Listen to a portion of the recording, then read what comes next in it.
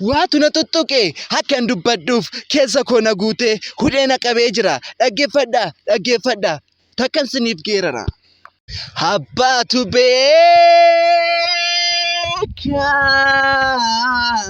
Abbaatu beeka leenjisa farda isaa ormaaf miti sarara yaabbiin tola. Isatu itti beeka, isatu yaada isaa qaba, isatu hubannaa isaa qaba, isatu dhimma isaa qaba.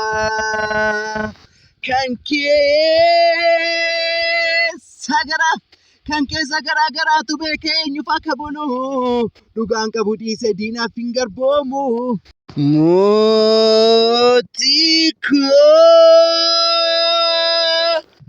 Mootii kootu jalaa na baasee inni ifa bakkalchii jabanii hirkannaa diina siin ta'u ati kennaa kee barii.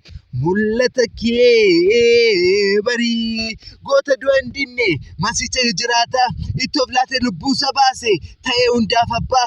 Eessa jira giti akkasa Iyyesuusidha inni masiisa jiraata. Iyyesuusidha inni masiisa jiraata.